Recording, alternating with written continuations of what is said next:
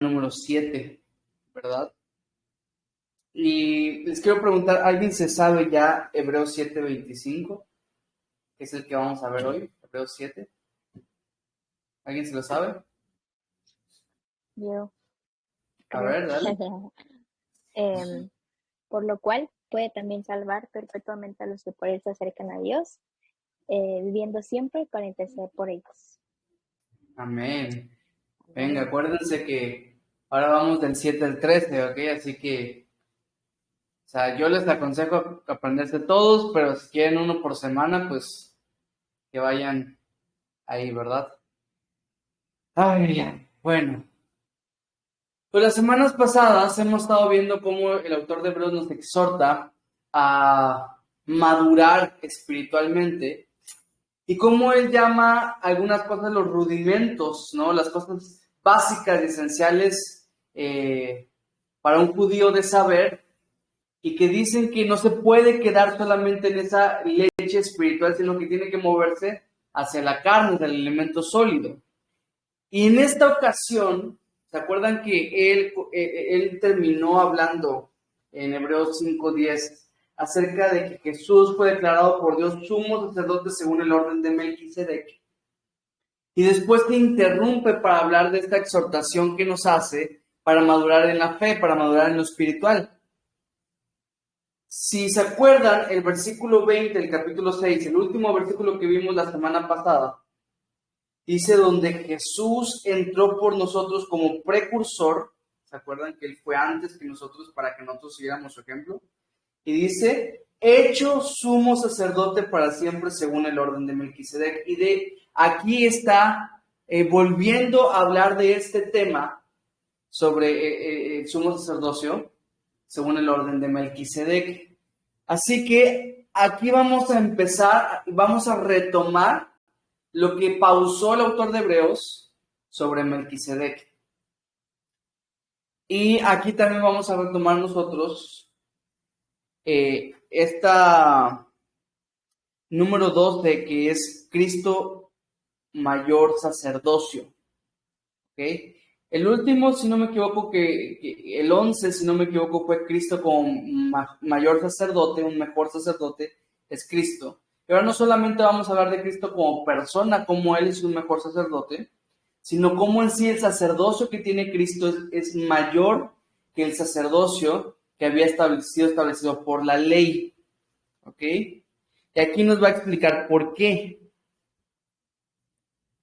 Ahora, ¿por qué su sacerdocio es mayor que el sacerdocio de Leví, el de la ley?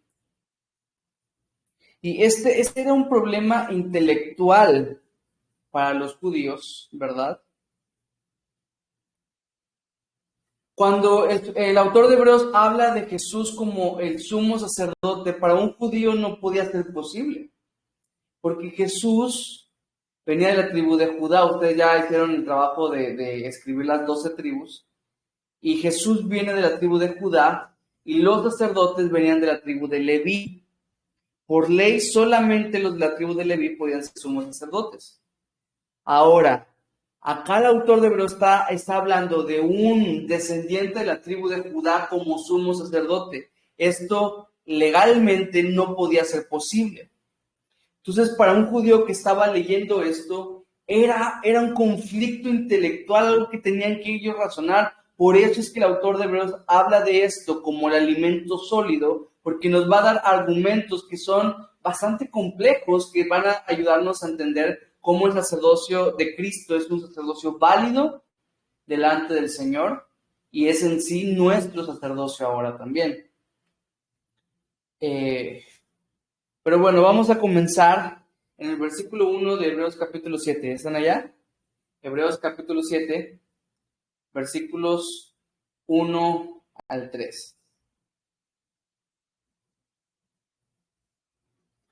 Dice, porque este Melquisedec, rey de Salem, sacerdote del Dios Altísimo, que salió a recibir a Abraham que volvía de la derrota de los reyes, y le bendijo, a quien asimismo dio a Abraham los diezmos de todo, cuyo nombre significa primeramente rey de justicia y también rey de Salem, esto es rey de paz, sin padre, sin madre, sin genealogía, que ni tiene principio de días ni fin de vida, sino hecho semejante al Hijo de Dios, permanece sacerdote para siempre.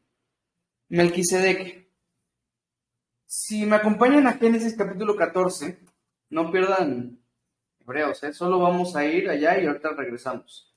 Génesis capítulo 14 nos narra cuando secuestran al sobrino de Abraham, que era Lot.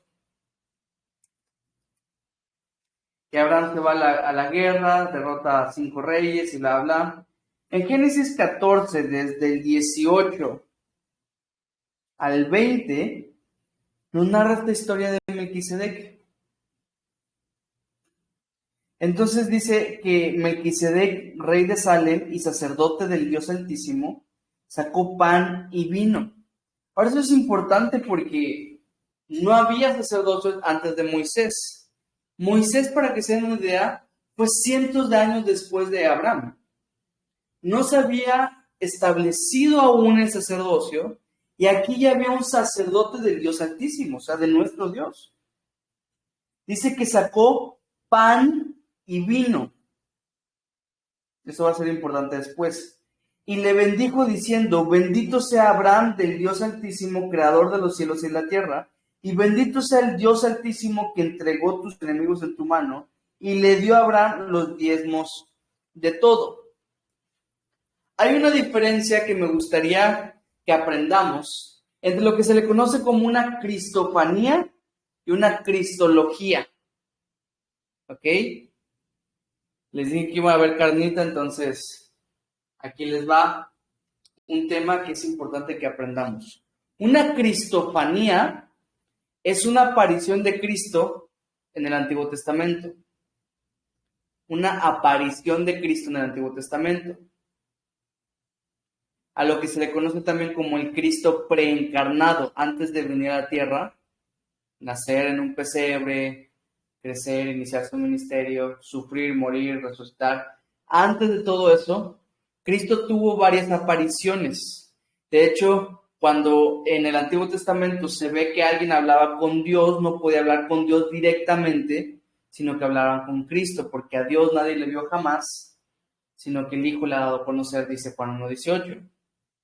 Entonces, hay cristofanías alrededor del Antiguo Testamento, pero también hay cristologías, ¿ok? Una cristología es una sombra de Cristo en el Antiguo Testamento. Una sombra de Cristo en el Antiguo Testamento. Una es una aparición de Cristo, o sea, es Cristo mismo apareciendo en el Antiguo Testamento. Y la otra solamente es una figura, una sombra, una imagen que refleja a Cristo, pero que no es Cristo. ¿Sí entendemos la diferencia? Aquí te va una historia popular en la cual encontramos ambas cosas. Cuando a Abraham se le pide sacrificar a Isaac, su hijo, Isaac se convierte en una cristología de Cristo, ¿verdad? No, de hecho, eso es un pleonasmo, perdón. Se convierte en una cristología, en una imagen de Cristo. ¿Por qué? Porque Isaac era el único hijo de Abraham, su hijo amado, que iba a ser sacrificado. ¿Ya ven? Es una referencia a Cristo de cómo Él era el unigénito Hijo de Dios que fue en sacrificio por nosotros, ¿verdad? Sin embargo, en el momento en que Abraham levanta ya para sacrificarlo, el ángel de Jehová se le aparece y le dice, detente, Abraham, ahora conozco que temes a Dios por cuanto no me rehusaste a tu único hijo. Aquí está hablando Dios, pero no puede ser Dios Padre literalmente, porque a Dios nadie le vio jamás, sino que este era Cristo, como el ángel de Jehová, el enviado de Dios, hablando con Abraham. Entonces aquí vemos una cristofanía en el ángel de Jehová y una cristología en Isaac. ¿Sí? ¿Me van entendiendo? Bueno. Entonces hay que diferenciar. Ahora, Melquisedec es una cristología o una cristofanía? ¿Qué piensan ustedes?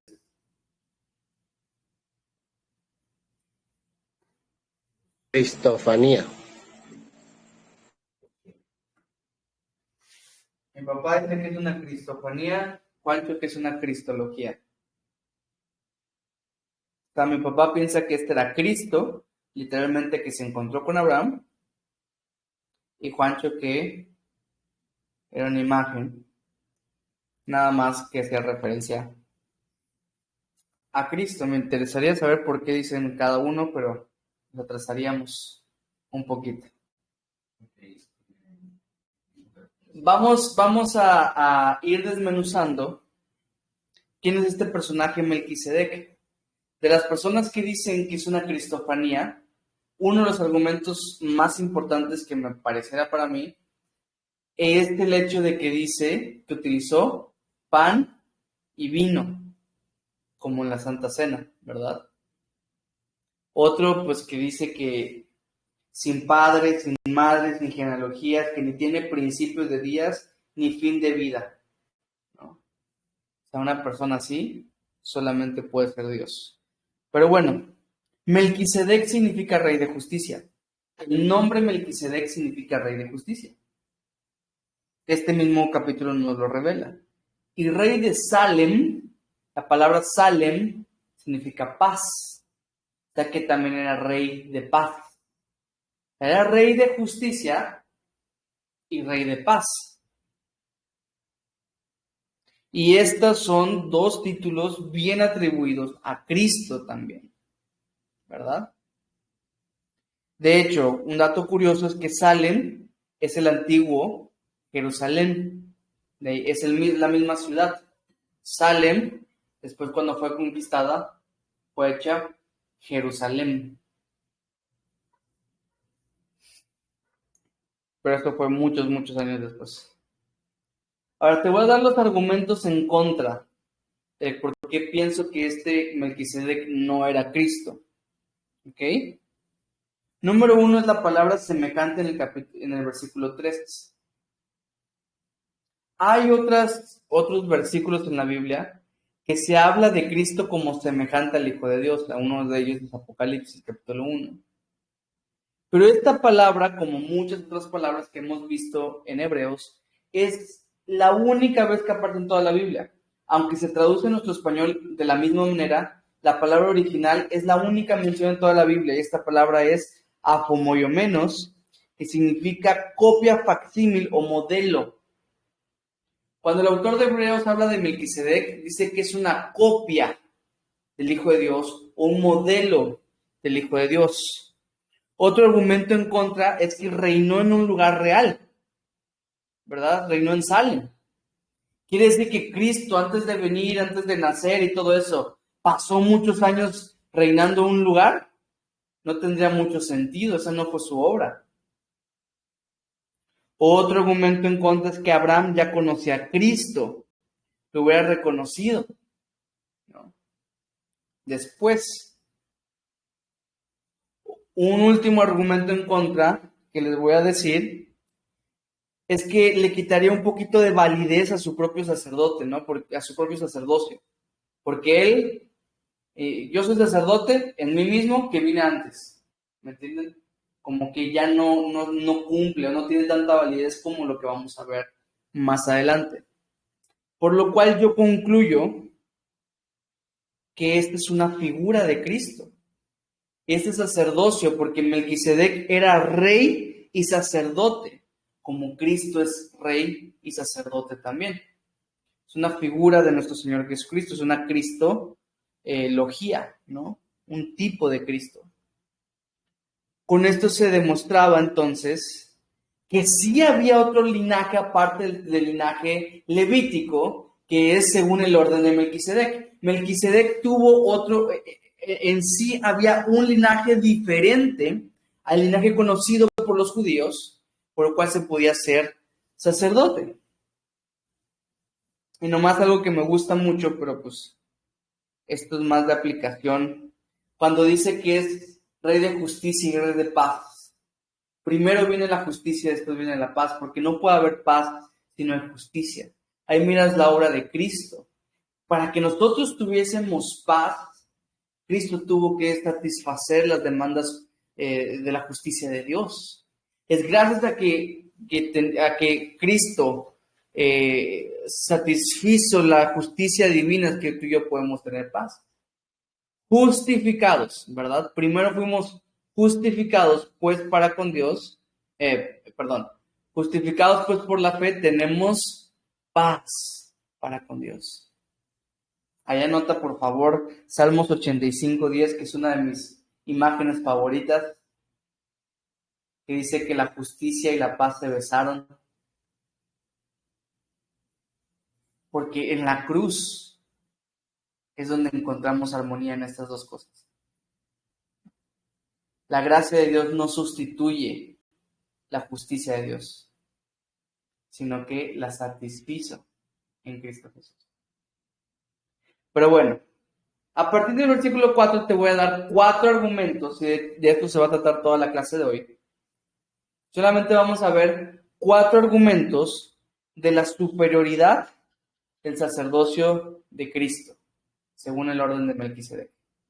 La superioridad del sacerdocio de Cristo. 4 argumentos de la superioridad del sacerdocio de Cristo.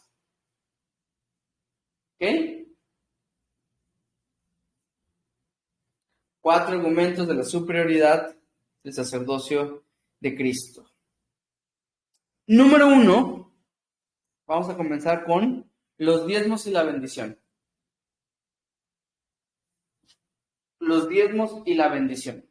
El primer argumento sobre la superioridad del sacerdocio de Cristo, según el orden de Melquisedec, son los diezmos y la bendición, y lo vamos a ver del versículo 4 al 10. ¿Ok?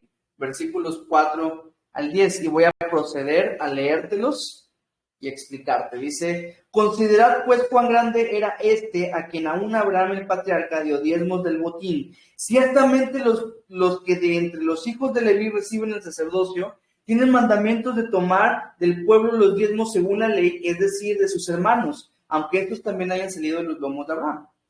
Pero aquel cuya genealogía no es contada de entre ellos, tomó de Abraham los diezmos y bendijo al que tenía las promesas.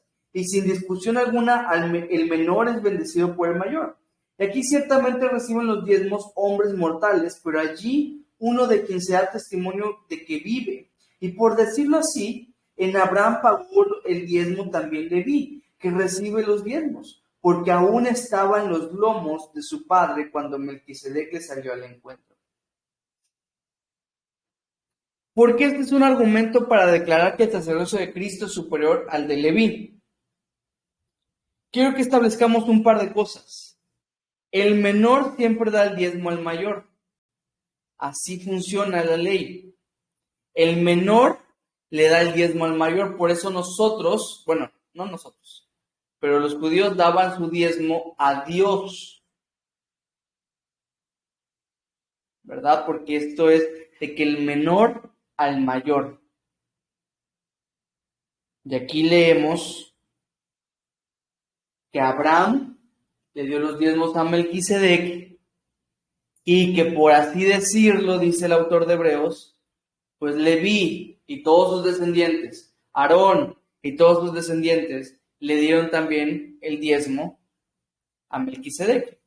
Abraham es el bisabuelo de Leví, entonces ahí se ve como esa figura.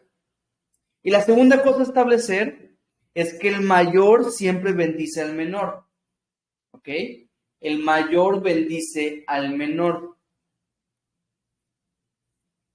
Y esto es por pura posición, ¿ok? Así es como se da.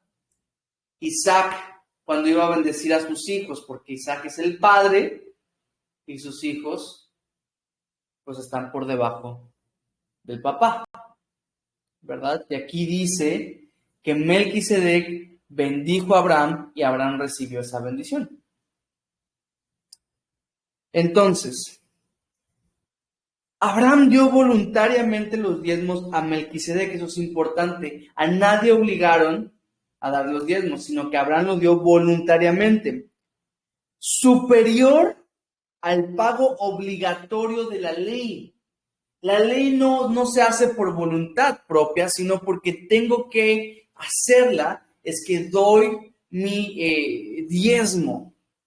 En la ley así se daba. En cambio, Abraham dio un diezmo voluntario. Melquisedec también mostró que era mayor al bendecir a Abraham, y Abraham aceptó que Melquisedec era mayor al aceptar esta bendición. Entonces, dicho de otra forma, el sacerdocio arónico pagó los diezmos al sacerdocio de Melquisedec. El sacerdocio de Melquisedec bendijo al sacerdocio arónico.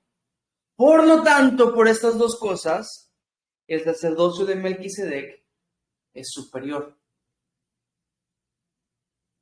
Yo sé que lo que estamos hablando es pura información y puro conocimiento, pero por eso estoy tratando de explicártelo lo mejor posible para que lo vayas entendiendo. ¿Ok? Por favor, si alguien no va entendiendo estas cosas, me lo va diciendo. Entonces, déjenme dar un paso para atrás y explicarte un poquito más. En la ley se establecía que los sacerdotes deberían venir por el linaje de Aarón. A eso se le llama el sacerdocio levítico, arónico de la ley. El sacerdocio del antiguo pacto era que todos tenían que ser descendientes de Leví.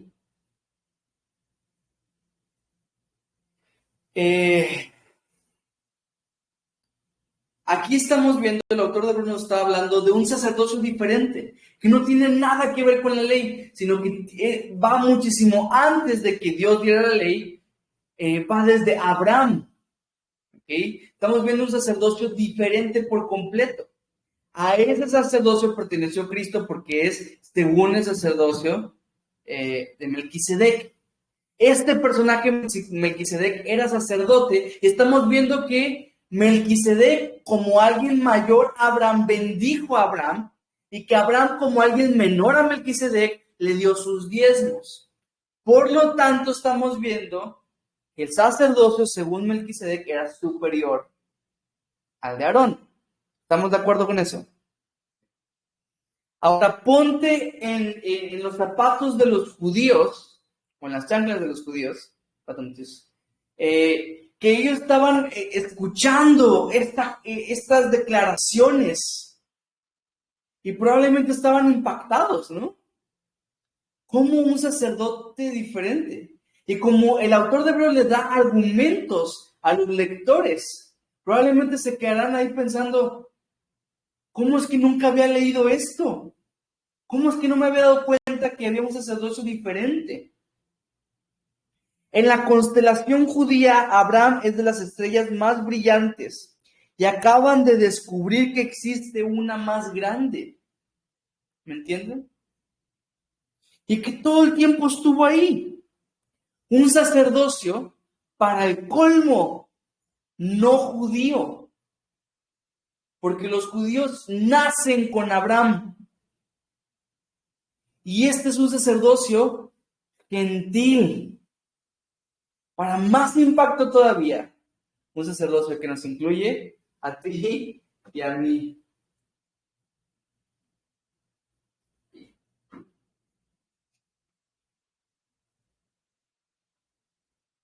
Vamos al segundo argumento, ¿ok? El primer argumento fueron los diezmos y las bendiciones, y la bendición. El segundo argumento es el cambio de sacerdocio. El cambio de sacerdocio, por lo cual nos vamos a ir desde el versículo 11 hasta el 19. Vamos rápido hoy. Ni media hora ha pasado y ya estamos en el versículo 11. ¿Ok? Vámonos rápido. Hebreos 7:11 dice, si pues la perfección fuera por el sacerdocio levítico, porque bajo él recibió el pueblo la ley, ¿qué necesidad habría aún de que se levantase otro sacerdote según el orden de Melquisedec y que no fuese llamado según el orden de Aarón? Porque cambiado el sacerdocio, ¿ya vieron?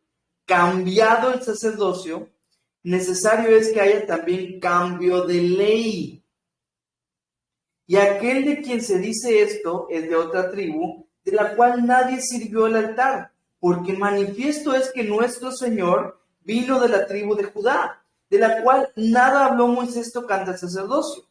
Y esto es aún más manifiesto si a semejanza de Melquisedec se levanta un sacerdote distinto, no constituido conforme a la ley del mandamiento acerca de la descendencia, sino según el poder de una vida indestructible, pues te da testimonio de él, tú eres sacerdote para siempre, según el orden de Melquisedec. Queda pues abrogado el mandamiento anterior a causa de su debilidad e ineficacia. Y esto está, pero impactantísimo, porque aquí nos dice el autor de Hebreos, que la ley, el antiguo pacto ya quedó abrogada, ya se acabó, ya no existe más, quedó cumplida. En otras palabras, familia, tetelestai, ya fue. Termino con el versículo 19, dice, pues nada perfeccionó la ley, y de la introducción de una mejor esperanza, por lo cual nos acercamos a Dios. El sacerdocio de Cristo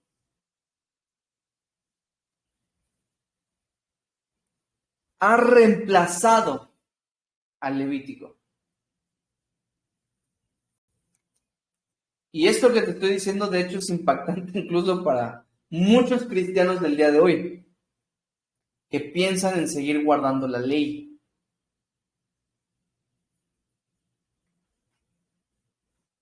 El sacerdocio de Cristo ha reemplazado al Levítico. Esto no habría sido necesario si éste hubiera cumplido plena y perfectamente.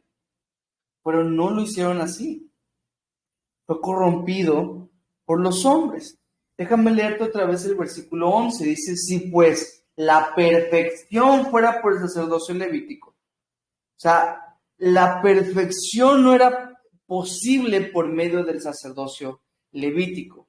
Ahora hay otra clase de sacerdocio según el orden de Melquisedec. Esto muestra la necesidad de un nuevo sacerdocio porque no pudo venir la perfección por medio del antiguo. O sea, tuvo que venir un nuevo sacerdocio porque el antiguo no pudo llevarnos a la perfección.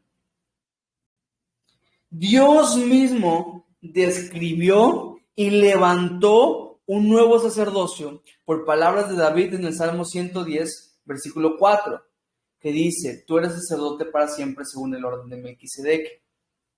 Un personaje olvidado del Antiguo Testamento, mencionado únicamente en 3 versículos, apareció luego proféticamente en la boca de David para establecer un nuevo sacerdocio.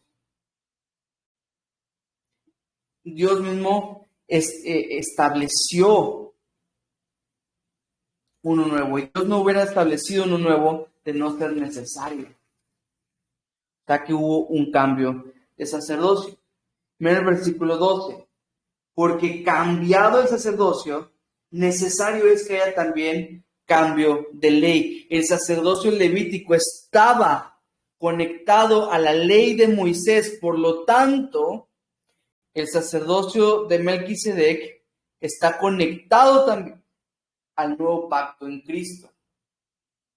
Y déjame adelantarme algo que vamos a ver la próxima clase, en el capítulo 8, versículo 13, hablando del nuevo pacto y del antiguo pacto, o sea, de la ley y de esta dispensación de la gracia. Al decir nuevo pacto, ha dado por viejo el primero, y lo que se da por viejo y se envejece está próximo a desaparecer. Lo que el autor de Hebreos está diciendo son cosas bien impactantes, diciéndonos que el antiguo pacto ya quedó atrás y ya no se debe volver a él, ya se envejeció. Ahora estamos en un nuevo pacto traído por Cristo. El sacerdocio levítico, como estaba ligado a la ley de Moisés, la ley de Moisés incluso tenía que desaparecer. Toda la estructura legal sobre la cual se basaba ha sido cambiada. Y tú y yo, familia, Repite conmigo, ya no estamos bajo la ley. Ya no estamos bajo. Tú y yo ya no estamos bajo la ley. Quiero que me ayuden con unos versículos, porque si los busco yo vamos a ser muy tardado. Les voy a pedir a las personas que están aquí conectadas conforme me están apareciendo.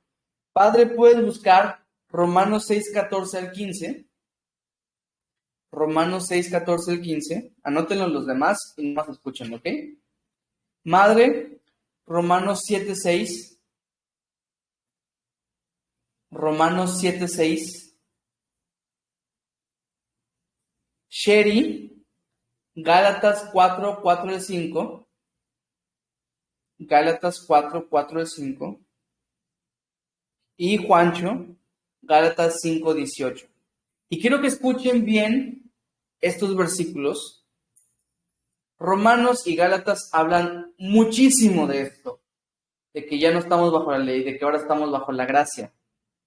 Hebreos nos está hablando mucho acerca del nuevo pacto y cómo se concilia con el antiguo y cómo el nuevo pacto vino a cambiar el sistema legal que había por uno mucho mejor.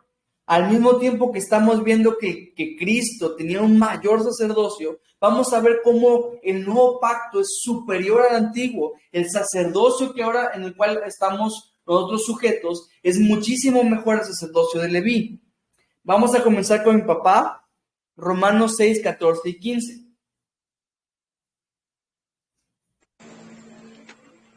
Porque el pecado no se enseñoreará de vosotros, pues no estáis bajo la ley, sino bajo la gracia. Pues haremos porque no estamos bajo la ley, sino bajo la gracia en ninguna manera.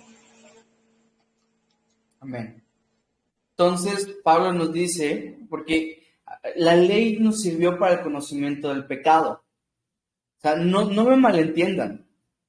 Eso es algo que no estoy diciendo.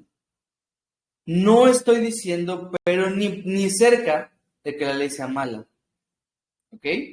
O que la ley fue un desperdicio, o que pisoteamos sobre la ley. La ley tuvo un propósito. Dios dio la ley. ¿Me entienden? Pero dice Pablo que el pecado ya no se puede enseñorear sobre nosotros porque ya no estamos bajo la ley, sino bajo la gracia. Solo que no se confundan. ¿Pecaremos de sobremanera porque estamos bajo la gracia, dice Pablo? En ninguna manera, no. Bueno, entonces, no estamos bajo la ley, sino estamos bajo la gracia. Madre, Romanos 7:6, por favor. Pero ahora estamos libres de la ley, por haber muerto para aquella en que estábamos sujetos, de modo que sirvamos bajo el régimen nuevo del Espíritu y no bajo el régimen viejo de la letra. Entonces, ya no estamos libres de la ley y ahora estamos bajo un nuevo régimen. ¿Ya se dieron cuenta de eso? Lo que el mismo Hebreos está diciendo que hubo un cambio de sacerdocio y que hay cambios del sistema, todo se cambió. Pablo lo dice así, ya no estamos bajo el régimen de la letra, sino bajo el régimen del espíritu. O sea, hace lo mismo que dice el autor de Hebreos. Ya no estamos bajo el antiguo pacto, sino bajo el nuevo pacto. Gálatas 4, 4 y 5, mi amor, por favor. Dice así: Pero cuando vino el cumplimiento del tiempo, Dios envió a su Hijo, nacido de mujer y nacido bajo la ley, para que redimiese a los que estaban bajo la ley, a fin de que recibiésemos la adopción de hijos. Amén. Entonces, Cristo estuvo bajo la ley, cumplió la ley a la perfección. ¿Para qué? Para liberar a los que estábamos bajo la ley. Y ahora ya no estamos bajo la ley, sino que ahora nos fuimos adoptados. O sea, que ya no somos esclavos, sino somos llamados hijos. Eso es lo que está dando a entender Pablo en Gálatas. Y por último, Juancho, Gálatas 5:18, fuerte. Dice, pero si sois guiados por el Espíritu, no estáis bajo la ley. Si sois guiados bajo el Espíritu, ya no estáis bajo la ley. sea, es un régimen diferente, es un sistema diferente. Y familia, les puse 4 pasajes, en realidad hay 800,000, ¿me entienden? Hay bastantes pasajes en la Escritura que nos dan a entender que ya no estamos bajo la ley, que hemos sido libertados de eso para ahora venir a ser esclavos de un nuevo régimen. Si Jesús es nuestro sacerdote, no podía ser por linaje, porque su linaje pertenece a la tribu de Judá, él es el león de Judá. La ley lo prohibía. Evidentemente, hubo un cambio de ley, porque de otra manera Cristo no podía ser sumo sacerdote. El sacerdocio levítico era limitado por la propia vida del sacerdote. El de Cristo no tiene esta limitación, porque Él permanece para siempre. ¿Amén? Familia, yo no sé si están entendiendo esto que les estoy diciendo. Es mi fe que sí lo están entendiendo. Pero estamos ahorita, familia, exaltando a Cristo en un nivel muy alto. Por lo que si mis palabras no tienen la efusividad necesaria, te pido perdón. Pero espero que tu espíritu esté, ¿cómo se dice? Como hirviendo, enardeciendo, o sea, porque estamos exaltando a nuestro Señor, ¿me entienden? Quiero hablarte de la ley. La ley no era mala, pero dice este pasaje que era débil. ¿Ok? Lo leímos en el 18. Queda pues abrogado el mandamiento anterior a causa de su debilidad e ineficacia. La ley no era mala, era débil. La ley establece los estándares de Dios, pero no da el poder para emplearlos. Ya sabes, bajo la ley, que no debes mentir, que no debes hurtar, que no debes matar. Pero no te da el poder necesario. Solo te da a entender cuáles eran estos estándares que el Señor establecía, pero no podías con la ley usar el poder y fuerza de la ley para cumplirlos, ¿me entienden? En cambio, bajo el nuevo régimen en el que estamos, en el nuevo pacto, tenemos al Espíritu Santo con nosotros.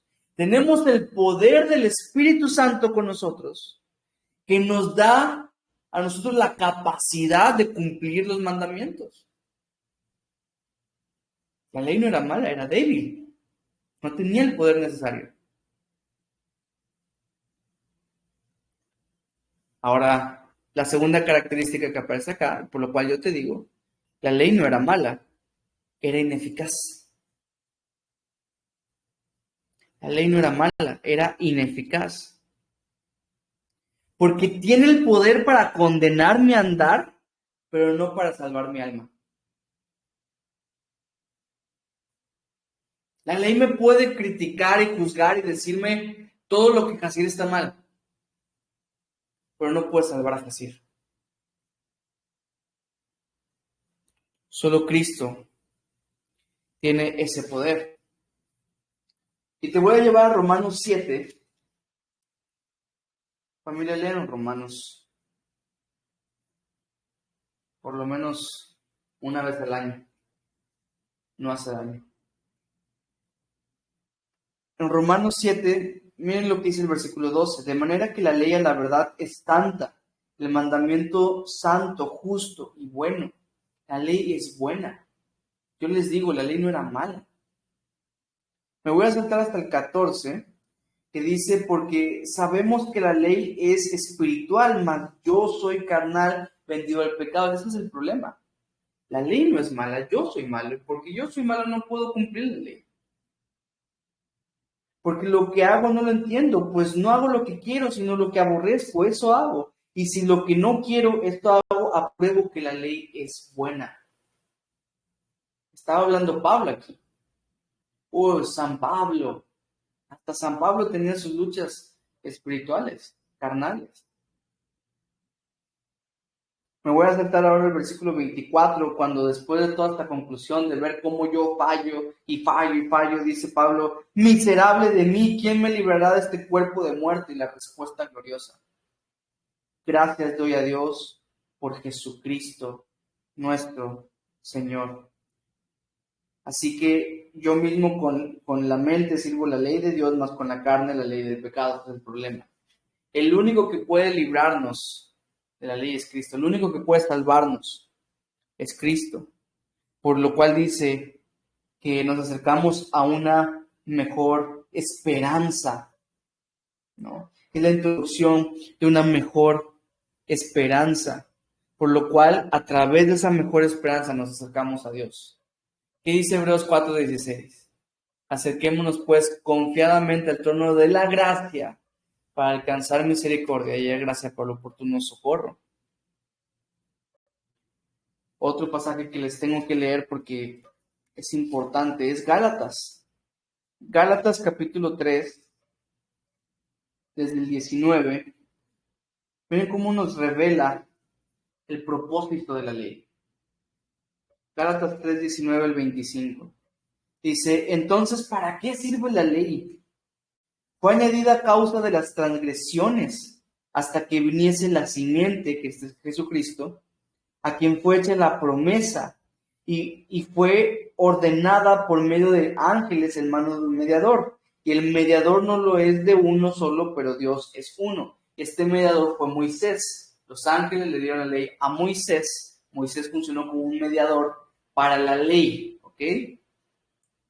Luego, ¿la ley es contraria a las promesas de Dios? En ninguna manera, porque si la ley dada pudiera vivificar, la justicia fuera verdaderamente por la ley, mas la Escritura lo encerró todo bajo pecado para que la promesa que es por la fe en Jesucristo fuese dada a los creyentes. Pero antes que viniese la fe, estábamos confinados bajo la ley, encerrados bajo aquella fe que iba a ser revelada. De manera que la ley ha sido nuestro ayo, nuestro maestro, para llevarnos a Cristo, a fin de que fuésemos justificados por la fe. El mismo Pablo lo dice, la ley no podía vivificar. La fe sí, nuestra fe en Jesucristo sí. La ley apuntó hacia Jesús. Nosotros, a través de ver nuestra condenación, buscamos un Salvador y entonces vimos que es Jesucristo, ese Salvador.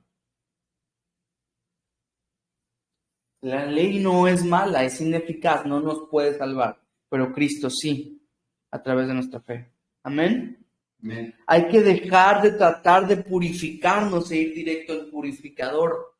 Hay que tratar de dejar de, yo me tengo que portar bien.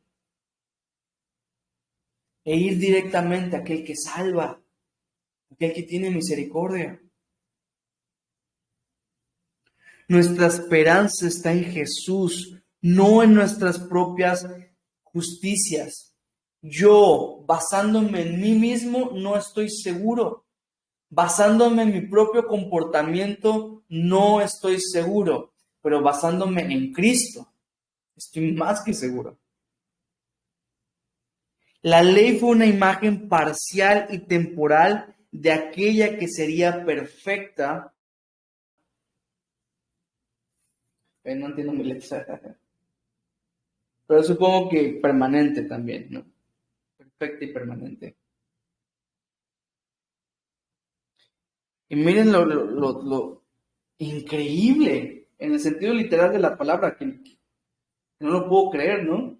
Que dice el versículo 19, pues nada perfeccionó la ley, porque la ley no lleva a nadie a la perfección.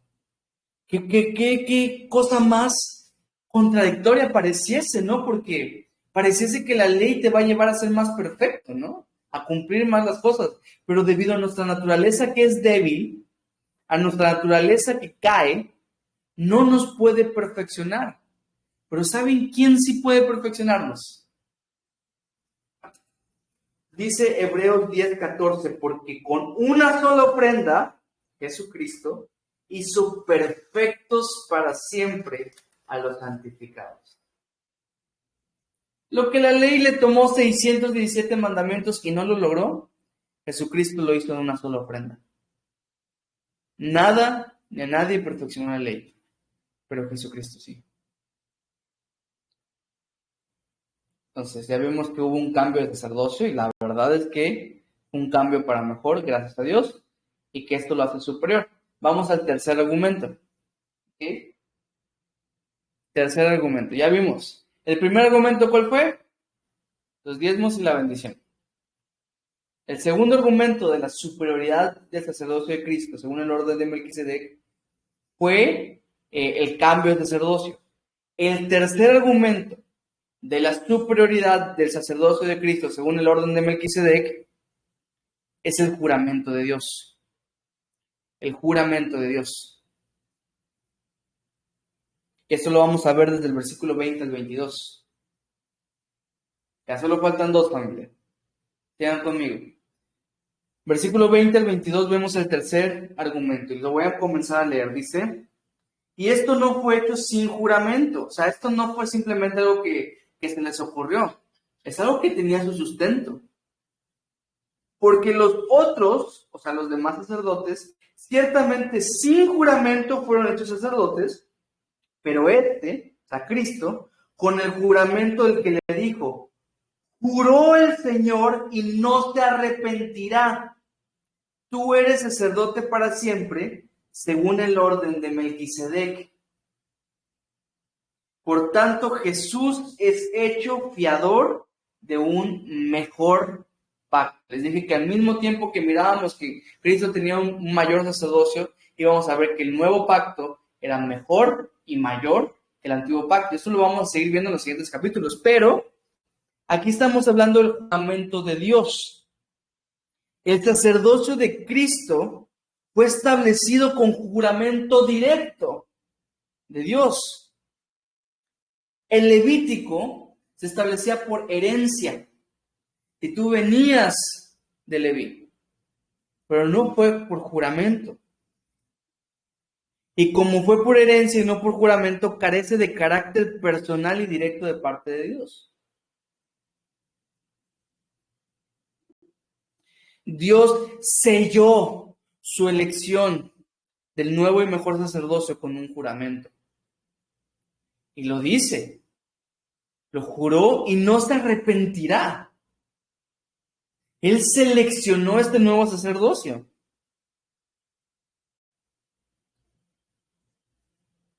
Su juramento es básicamente la garantía de su aprobación. Y como vimos en 6:18, para que por dos cosas inmutables en las cuales es imposible que Dios mienta, ¿verdad? Entonces, Él selló. Ahí está su garantía, es mi juramento. Juro y no me arrepiento. Tú eres sacerdote para siempre, según el orden de Melquisedec. Aquí vemos entonces que el sacerdocio de Cristo es superior por el juramento de Dios.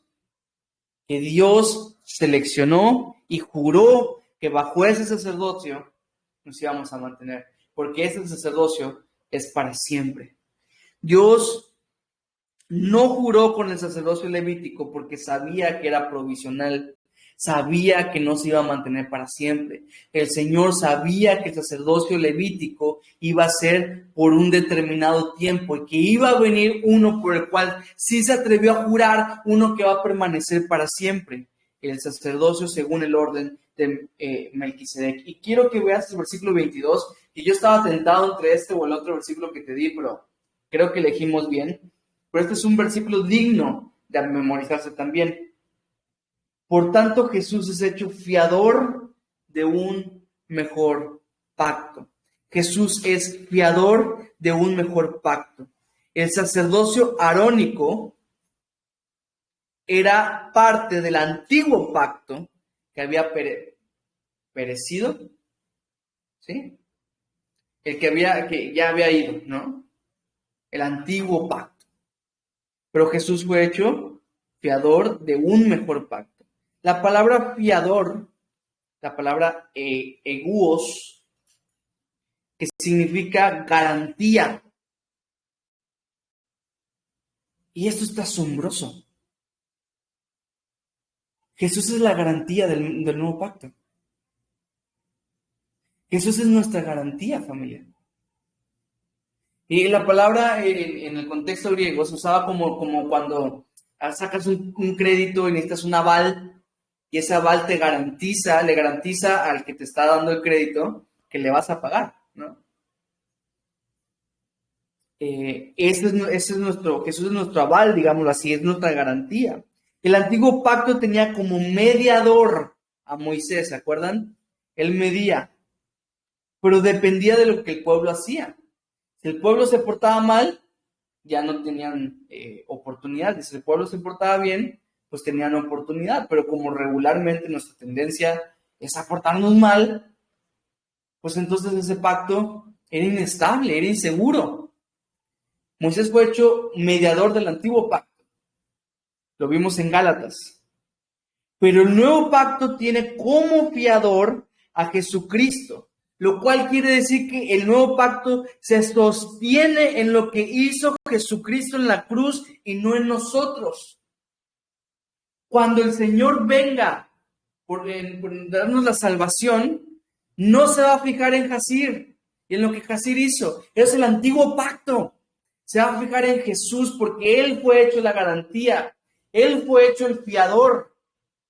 O sea que cuando Dios mira a Jesucristo y sobre la cruz, tenemos asegurada nuestra salvación, familia. Porque su obra fue perfecta. ¿Qué versículo les estaba diciendo?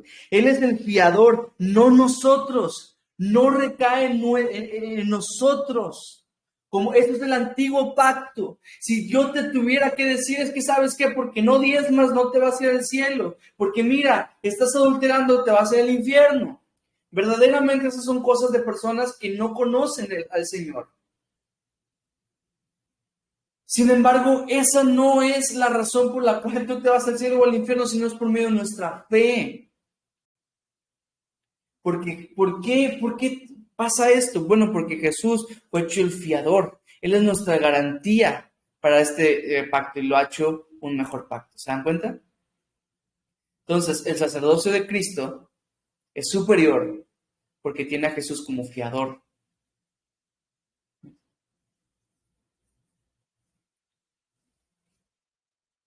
El nuevo pacto, es superior porque tiene a Jesús como su fiador. El antiguo pacto, ahí estábamos perdidos tú y yo, viendo cómo hacerle. Y nuestras mejores justicias, dijo Isaías, son como trapos de inmundicia delante de Dios. O sea que estábamos fregados por completo. Pero Jesucristo fue hecho nuestro fiador. Para que delante del Padre ya no te mire a ti, sino mire a Cristo. Él nos entregó su justicia a cambio de nuestro pecado. El intercambio más injusto que existe en la vida. Pero por amor, Él lo hizo así.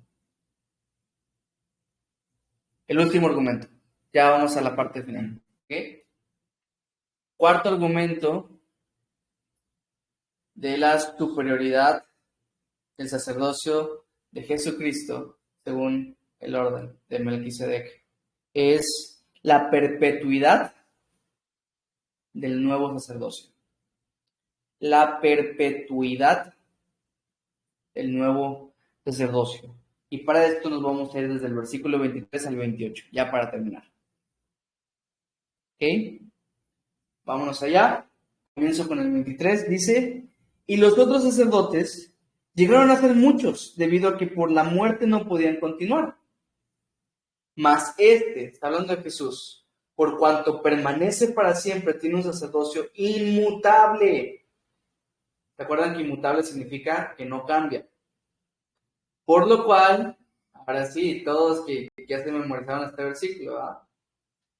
Puede también salvar perpetuamente a los que por él se acercan a Dios, viviendo para siempre, para interceder por ellos. Porque tal sumo sacerdote nos convenía, santo, inocente, sin mancha, apartado de los pecadores y hecho más sublime que los cielos, que no tiene necesidad cada día, como aquellos sumos sacerdotes, de ofrecer primero sacrificios por sus propios pecados y luego por los del pueblo, porque esto lo hizo una vez para siempre, ofreciéndose a sí mismo, porque la ley constituye sumos sacerdotes a débiles hombres, pero la palabra del juramento posterior a la ley, al Hijo, hecho perfecto para siempre. ¿Qué versos? Pero bueno, tenemos que ir solamente a la parte que nos converge a este estudio.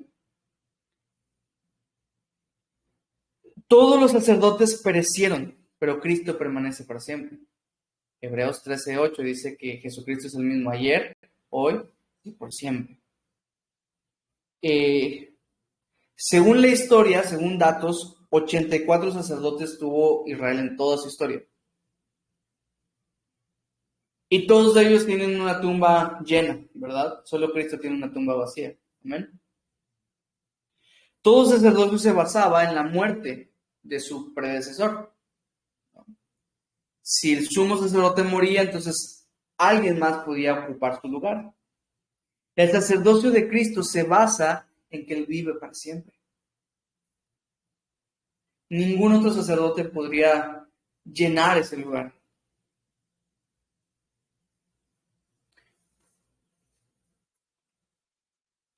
Como Él vive para siempre, nunca pasa a nadie más y nunca va a pasar a nadie más. Y por lo tanto, no habrá interrupción en su eficacia.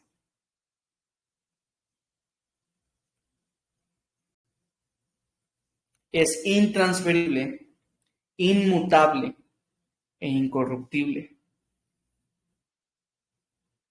Me encanta cuando dice que vive para siempre para interceder por nosotros. Siempre va a interceder por nosotros. Los judíos, el antiguo pacto, dependían de si el sacerdote que les tocaba era bueno o malo. Nosotros ya no. Y muchas iglesias tratan de adoptar este modelo. Y dependen de si el pastor que les toca es bueno o malo. Pero entendemos nosotros, los que hemos llegado a este conocimiento, que no hay sacerdotes ya, sumos sacerdotes o cabezas de iglesias. Son funciones, no posiciones. Jesús es la cabeza de su cuerpo. Ya no dependes de un hombre. No, este nuevo pacto no sustituyó los sumos sacerdotes por pastores, porque entonces estarías bien fregado. Este nuevo pacto, nuestro sumo sacerdote se llama Jesucristo. Él es la cabeza de su iglesia, no un hombre. Aprendamos de las lecciones que vemos en el antiguo pacto, de ver cómo la dependencia de un hombre le causó la pérdida a toda una nación. Y no dependamos de, como dice acá, humanos débiles, hombres débiles, sino más bien de uno que fue hecho perfecto para siempre, que es Jesucristo. Pero quiero desmenuzar contigo el versículo 25. Dice, por lo cual puede también salvar perpetuamente. Si no has subrayado este versículo, yo no sé qué onda cuando leíste este capítulo, pero tienes que subrayarlo demasiado, porque dice que nos puede salvar perpetuamente. O sea que la salvación que tenemos en este nuevo pacto es perpetua, es inmutable. O sea, como lo hemos dicho muchas veces, no se pierde. ¿Por qué? Porque Cristo es el fiador. Porque Cristo es la garantía, nos puede salvar perpetuamente. Nosotros no somos los fiadores. No puedes hacer nada. ¿Por qué? Porque tu salvación no depende de ti. Tu salvación depende de aquel que puede salvarte perpetuamente, que es inmutable. ¿Se dan cuenta de eso? Y si se dan cuenta, ¿por qué rayos no dijeron amén?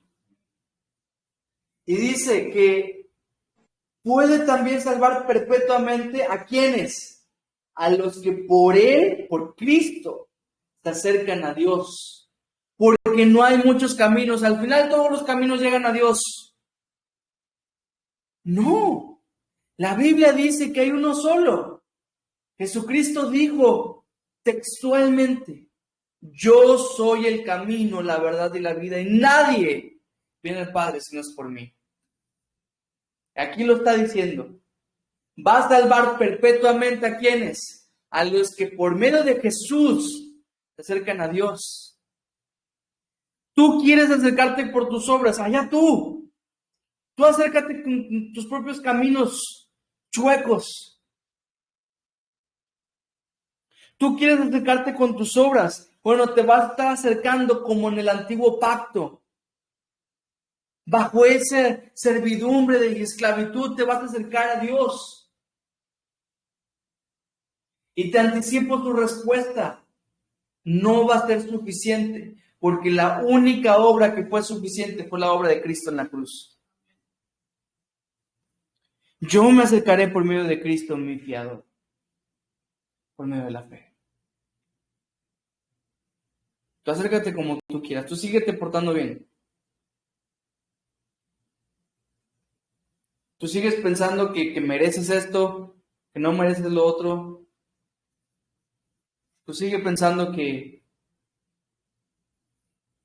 no, yo no soy tan malo, o comparado con ese otro. Yo no voy a venir con mis justicias, porque no me van a alcanzar. Yo voy a venir con mi fiador, que es Cristo Jesús. Y dice, a los que por él se acercan a Dios, viviendo siempre para interceder por ellos. Y nuestro fiador, nuestro sumo sacerdote, Jesucristo, vive siempre para interceder por nosotros. Familia, esto es de lo más hermoso que podemos descubrir del resto de nuestra vida. Pablo también lo dice en Romanos 8, 33 y 34, dice, ¿quién acusará a los escogidos de Dios? Dios es el que justifica. ¿Quién es el que condenará? Cristo es el que murió, más aún el que también resucitó, el que además está a la diestra de Dios, el que también intercede por nosotros. ¿Quién te condena? Hermanos, hay iglesias que se dedican a eso, a condenar, porque no diste suficiente dinero, porque faltaste a las reuniones, porque, no sé, la verdad, ignoro, porque no cumpliste las reglas que establecimos. Y te condenan, y te condenan. ¿Y quién es el que condenará a los escogidos de Dios? Nadie. Porque Cristo es nuestro intercesor. Yo en mis obras me equivoco, pero tengo un abogado que me defiende. 1 Juan 2:1. Si pecaremos, abogado tenemos para con Dios, para con el Padre. Y a ti que trabajas por tu propia salvación, yo te pregunto, ¿y a ti quién te defiende? ¿Te vas a tratar de defender tú mismo? Yo tengo abogado, un fiador seguro, que es Cristo Jesús. Te voy a leer otra vez los últimos 3 versículos, ¿ok? Dice, porque tal sumo sacerdote nos convenía, como el carácter de Cristo, santo, inocente, sin mancha, apartado de los pecadores y hecho más sublime que los cielos, que no tiene necesidad cada día, como aquellos sumos sacerdotes, de ofrecer primero sacrificios por sus propios pecados y luego por los del pueblo, porque esto lo hizo una vez para siempre, ofreciéndose a sí mismo. Porque la ley constituye sumos sacerdotes a débiles hombres, pero la palabra del juramento posterior a la ley, al Hijo hecho perfecto para siempre. Jesús está mejor calificado para ser sumo sacerdote que cualquier otro sacerdote de la orden de la ley de Moisés. Cualquier otro. Jesús es superior en su carácter personal a cualquiera de ellos. No solo no tenía que ofrecer sacrificios por sus propios pecados, sino que él mismo se hizo sacrificio por el pueblo. El mejor sacrificio hecho por el mejor sacerdote. Los sacerdotes arrastraban bueyes, incluso arrastraban ovejas y corderos, pero el Cordero de Dios vino voluntariamente a entregarse por nosotros. Ningún otro está mejor calificado que nuestro Señor Jesucristo. Familia, el sacerdocio humano ha sido reemplazado por un sacerdocio divino y eterno. ¡Qué insensatez! Son los sistemas sacerdotales modernos basados en el modelo del antiguo pacto. ¡Qué insensatez es construir una iglesia que es algo del nuevo pacto, basándose en el antiguo pacto, aquel que es perecedero, aquel que ya fue declarado viejo, aquel que ya fue cambiado? ¿En ese te quieres basar?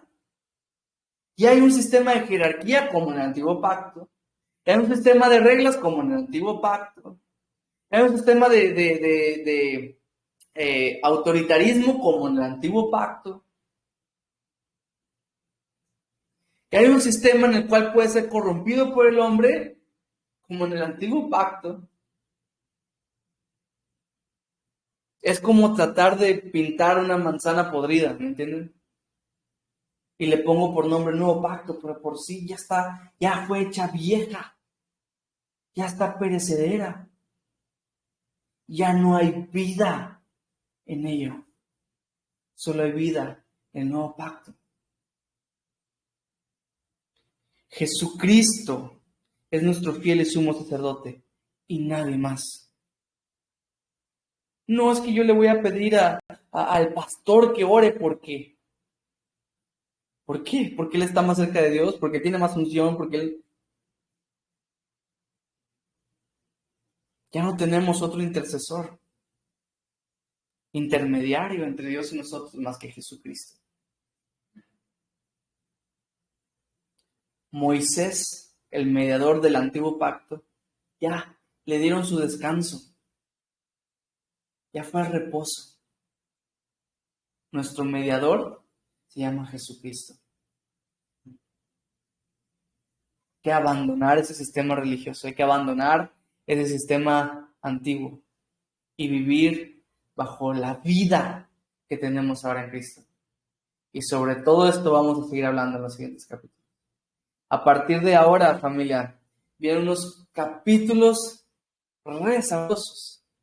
Vienen unos pedazos de bistec espiritual re profundos, re deliciosos, para entender cómo es que ahora tenemos un nuevo pacto en Cristo Jesús y desechemos por completo el antiguo pacto. ¿Se acuerdan que ese fue uno de los propósitos de esta clase que les dije desde el principio?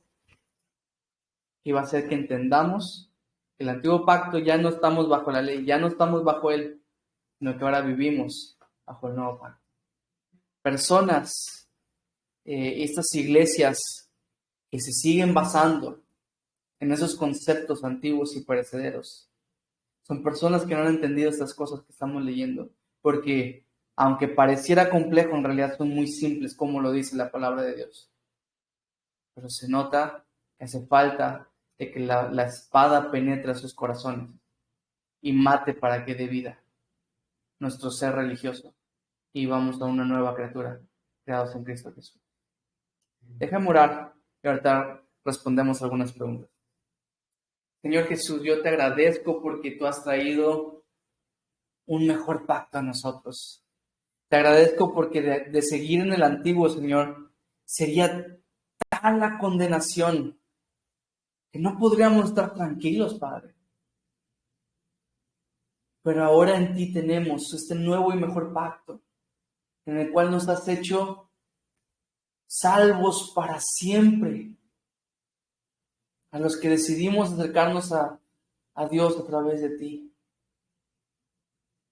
Te agradezco, Padre, porque aparte para aquel condenador que quiere llegar a nosotros y decirnos que no somos dignos de ser llamados tus hijos, tú intercedes y te pones en medio y muestras tu preciosa sangre y muestras tu precioso sacrificio que nos hace dignos, nos hace perfectos, nos hace santos delante tuyo. Gracias, Señor, porque no merecíamos tal excelente fiador, y aún así lo tenemos. Y gracias porque ahora, cuando pensemos en por qué Jesús es un sumo sacerdote si no era de la tribu de Leví, sabremos qué responder, Señor. Y yo sé que estas lecciones a lo mejor parecen mero conocimiento, pero están afirmando nuestra fe en lo que creemos. Y gracias por que inspiraste al autor de Hebreos para darnos esta esperanza.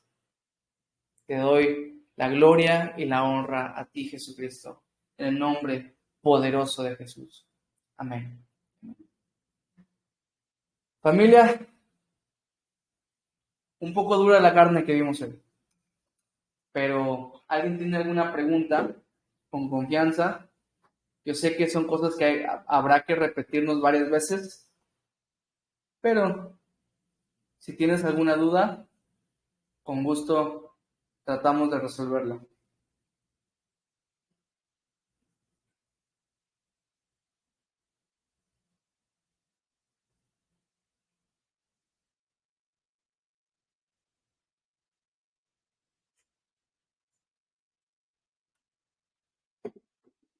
O todos entendidos o todos mareados. Mareado, pero veía esa historia de Melquisedec antes y pensé que era algún pariente de alguien y ¿Algún ahora pariente de alguien es? no, ya lo sé, digo, pero cercano a Abraham o conocido de Abraham. Hoy que explicas lo que representan, ¿no?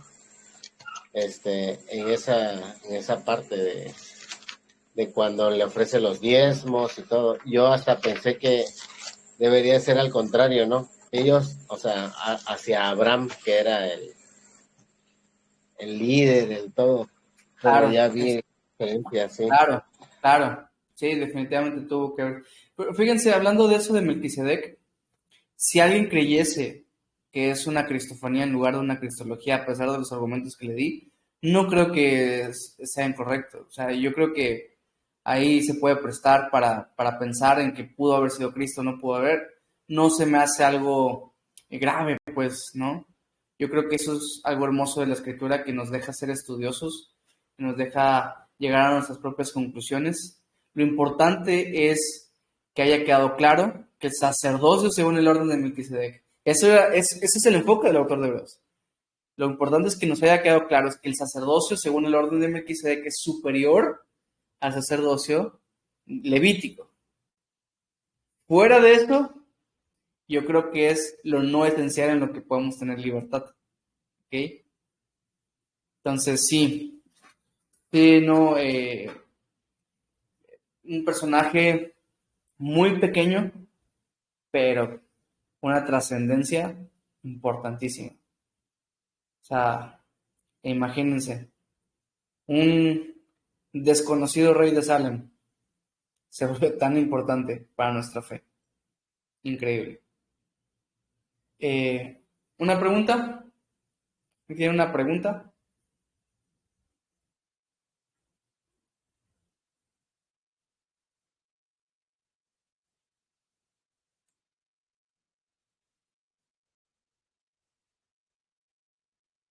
¿No? ¿O se me durmieron toda la clase o qué onda? Puede ser, ¿verdad?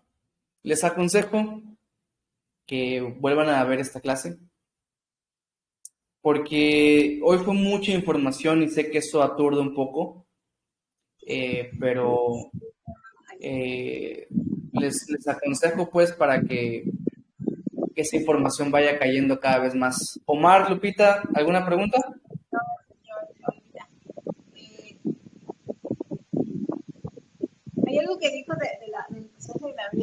dice que Dios ya sabía, bueno, Jesucristo ya se había presentado antes, ¿no? Como dice, ya lo había entendido. Yo pensaba, no sé, en que yo leía los pasajes de la Biblia de Hebreos, pensaba que era Dios Padre era el que se presentaba, no era él. Claro. Y eso es algo que ahorita aprendí y me sorprendió porque dije, wow, y la verdad nunca pensé eso, la verdad. Y eso es lo que quería yo compartir porque es algo, para mí, es algo nuevo. Para mí. Sorprendente, ¿verdad? Sí, sorprendente porque vengo a reflexionar muchas cosas de que cómo es nuestro Señor Dios Padre, que desde antes ya había puesto a su Hijo, ¿no? Y es algo que sorprende mucho. Amén. De hecho, es algo que me encanta, me fascina. Gracias por compartírmelo, Lupita. Me fascina cuando descubrimos cosas nuevas y te quedas como que, wow, ¿no? Y te quiero dar un versículo para que afirmes eso que acabas de aprender, Lupita, es Juan 1:18. Juan 1:18 dice lo siguiente: a Dios, hablando del Padre, nadie le dio jamás el unigénito Hijo, Jesucristo, que está en el seno del Padre, Él le ha dado a conocer. Así que todas las veces que en la Escritura se muestra a alguien interactuando con Dios, no está interactuando con Dios el Padre, sino que está interactuando con Dios el Hijo. Está hablando con Cristo. De hecho, esto es algo que vemos, por ejemplo, cada vez que te aparece la mención del ángel de Jehová, es Jesucristo, porque si te das cuenta, el ángel de Jehová no habla como los demás ángeles, él habla como si fuera Dios. Él dice, ¿no? El pasaje que vimos en Génesis dice, por cuanto no me rehusaste a tu hijo. Era un ángel, pero acuérdate que la palabra ángel significa enviado, ¿no? Era el enviado de Jehová. No puede ser un ángel normal, porque los ángeles no hablan como si fueran Dios. No pueden hablar con esa autoridad. El único es Jesucristo, porque Jesucristo es Dios, ¿no? Y sí, entonces, eso es algo muy interesante. Cada vez que lo veas, la Escritura lo dice, y como este pasaje hay varios, que a Dios nadie le ha visto, nunca. Lo veremos cuando lleguemos a su presencia, a través de Jesucristo, ¿verdad? De hecho, Felipe le dijo, muéstranos al Padre y con eso nos basta. Y Jesús le responde, tanto tiempo que estás conmigo, ¿no? Y no te es suficiente. Quien me ha visto, a mí ha visto al Padre, dijo Jesús. Entonces sí, pues familia, vamos a dejar hasta acá la clase de hoy. Les agradezco muchísimo por conectarse. Les pido de favor que vean esta clase otra vez, para que todo este conocimiento lo vaya sentando en nuestros corazones. Pónganla ya, yo siempre les aconsejo, mientras están haciendo la talacha, o están manejando, ahí pónganla clase, medítenlo, porque es bueno para nosotros ir aprendiendo, ¿ok? Pues Dios les bendiga, y nos vemos la próxima semana si Dios quiere, ¿ok? Chao.